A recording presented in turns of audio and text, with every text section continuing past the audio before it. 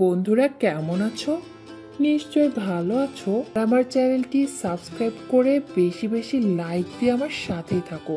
ঘুম থেকে উঠে দেখি দেব বাসা নেই। মনটা কেমন যেন আনচান করতে লাগলো ওকে দেখার জন্য। কাজের মেয়েটির কাছে শুনলাম দেব নাকি অন্যখানে বাসা ভাড়া নিয়েছে, এখন থেকেও সেখানেই থাকবে, ও বাড়িতে আর আসবে না তেমন একটা। এ কথা শুনে আমিও খুব দুঃখ ভারাক্রান্ত মন নিয়ে দিনরাত কাটাতে লাগলাম।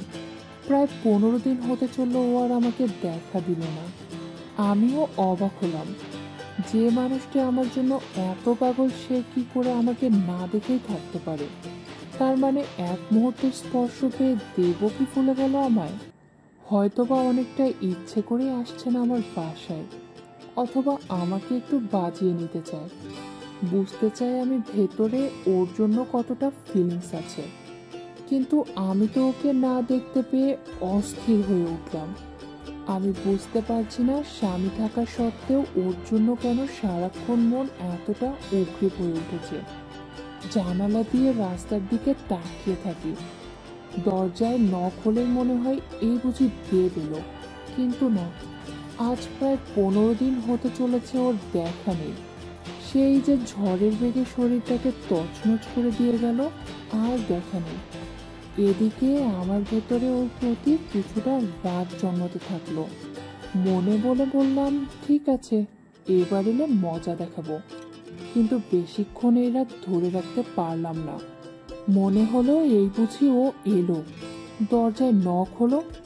একদিন সত্যি সত্যি আমি দরজা খুলতেই অবাক নয়নে তাকিয়ে রইলাম।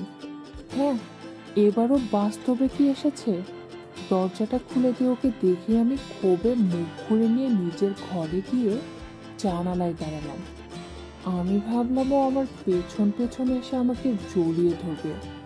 এই অনুভূতিটা নিজের মনে মনে চিন্তা করতে থাকলাম, কিন্তু অনেকক্ষণ হয়ে গেল কেউ আসলো না। আমি ঘুরে দেখলাম কেউ নেই। আমার মনের মধ্যে ধুধু করে উঠল। তাড়াতাড়ি এগিয়ে গেলাম ড্রয়িং রুমের দিকে। ও তখন দাঁড়িয়ে আছে শোকেসের ওপর স্ট্যান্ডে রাখা আমার ছবিটার দিকে তাকিয়ে। ছবিটা অবশ্য দেবী তুলে দিয়েছিল। রাগে ক্ষোভে আমার শরীর কাঁপতে লাগলো। এগিয়ে গিয়ে পেছন দিক থেকে জড়িয়ে ধরে ওর কানে আলতো চুমু লাগিয়ে দিলাম। এক পলকে ঘুরে দাঁড়ালো দেব। কিছুক্ষণ এক দৃষ্টিতে তাকিয়ে থাকলো আমার মুখের দিকে। তারপর এক ঝটকায় ওকে বুকের মাঝে এনে আলিঙ্গন করলো আমার ঠোঁট। আবারও মিশে গেলাম দুজনের মাঝে। এদিকে আমার বর বিকাশ বাসায় নেই।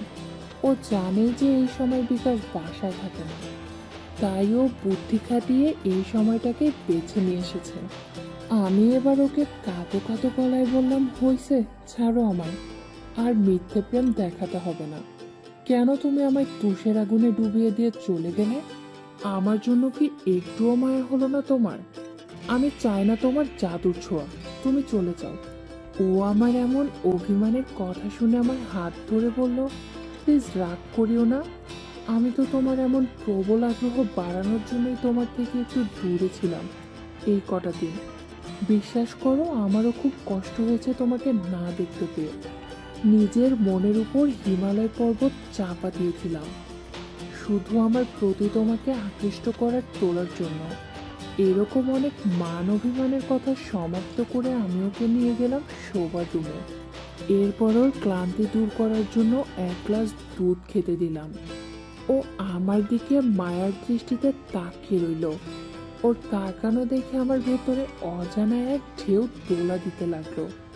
এরপর কোনো প্রকার ভনিতা ছাড়াই আমরা প্রণয় বিনিময় শুরু করলাম। ও এবার ইচ্ছে মতো খেলা শুরু করে দিল। নিজের সুবিশাল মাঠকে ছেড়ে দিলাম। ও যেন মনের ইচ্ছে মতো খেলতে পারে। ও এবার টি-20 খেলে ক্লান্ত দেহ নিয়ে লুটিয়ে পড়ল। নিজের মধ্যে জমে রাখা সকল ঢেউ ও আজ মহাসাগরে তুলে দিল। একটু পরে ও নিজেকে গুছিয়ে নিয়ে চলে গেল। আমিও ওকে হাসি মুখে বিদায় দিলাম। এখন আমার মনে প্রচুর আনন্দ, নিজের মধ্যে অন্যরকম ভালো লাগা শুরু হলো। তাই গুনগুন করে গান বের হতে লাগলো। আমার মুখ থেকে রবি ঠাকুরের সেই গানটি, আহা কি আনন্দ আজি আকাশে বাতাসে সদা বাজে। এরপর থেকে প্রায় সপ্তাহে আমরা অনন্ত তৃষ্ণার অসীম দিগন্তে ভেসে যেতে থাকি। এখন আমি সকল প্রকার রোম্যান্সের ফল ভক্ষণ করতে লাগলাম দেবের রোম্যান্সের বৃক্ষ থেকে।